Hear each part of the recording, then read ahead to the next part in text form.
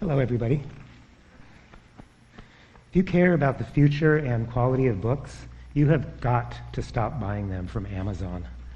Recently, they were involved in a dispute.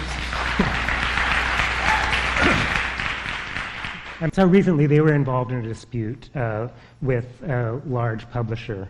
And they did a couple of things. One was to try to gain public support. They tried to pit consumers against publishers by portraying them as some sort of unnecessary middleman getting between readers and books. Without publishers, we do not have To Kill a Mockingbird, we don't have Catcher in the Rye, the works of a Cormac McCarthy, a Toni Morrison.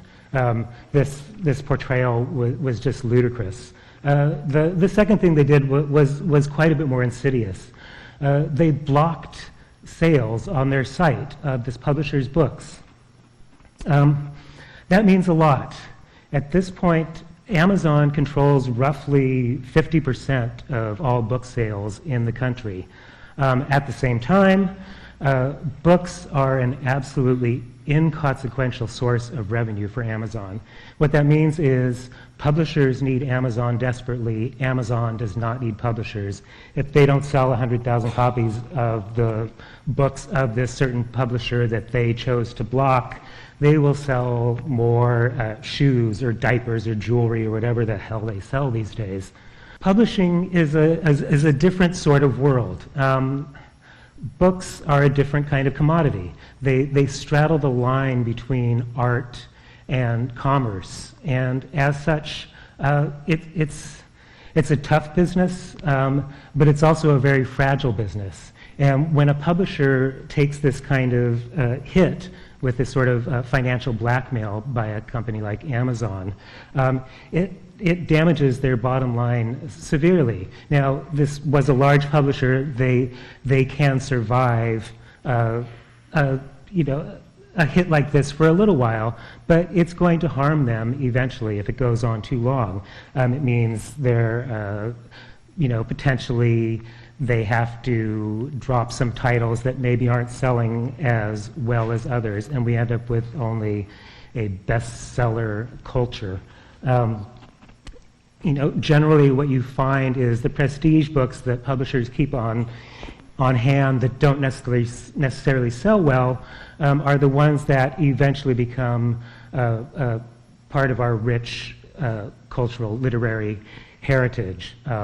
And when we lose that through the actions of a predatory retailer, it makes me a little bit angry.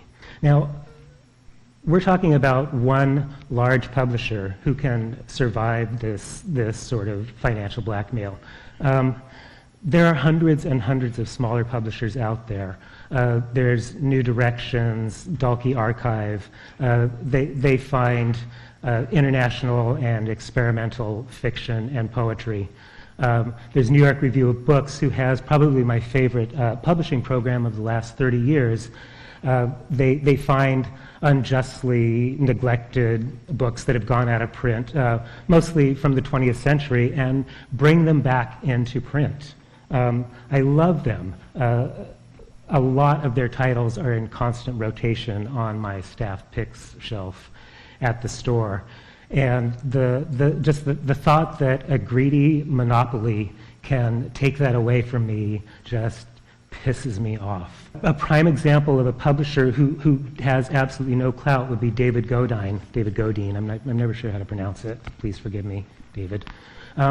They definitely lean more toward the art side of the publishing business. They have a lot of very esoteric titles, but they also publish a very quirky book called How to Do Things Right. I love this book. I'd never heard of it before.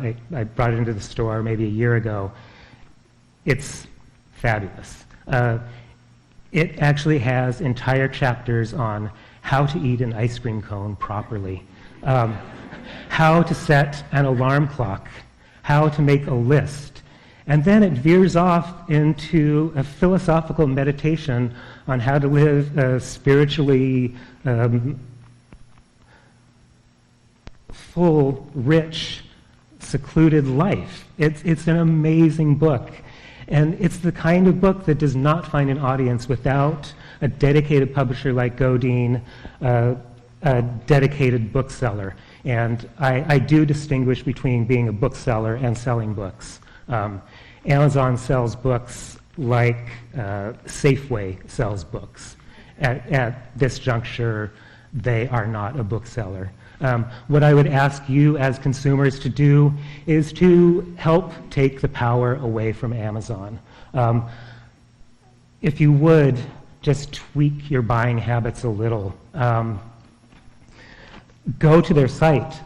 Use them. Use them like they have used publishers. Don't forget that that is how they started their online business, was through publishers, and now they are trying to destroy them.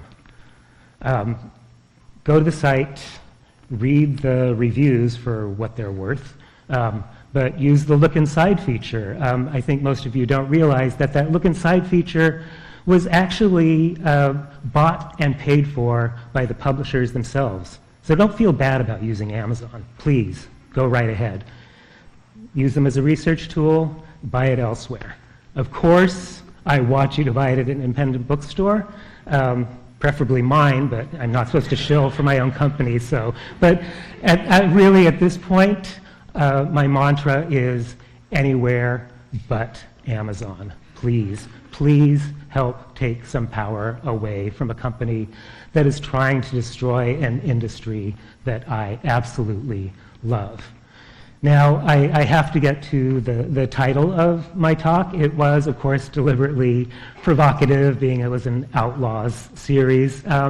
It actually did not come from a provocative place. I thought about putting this, it's a bumper sticker that we sell at the bookstore. And I thought about putting it out for a while. And a couple of years ago, ebooks were expanding at just a crazy rate. It was like 400% every quarter. I don't know the exact figures. People were coming into the bookstore asking if we sold not only Kindles, but Kindle cases. And I put it out there. It was more born out of frustration, exasperation. And if I could put an actual tone to the bumper sticker itself, it would read more like, "For God's sake, would you just read a fucking book?" Thank you very much for listening to my remarks.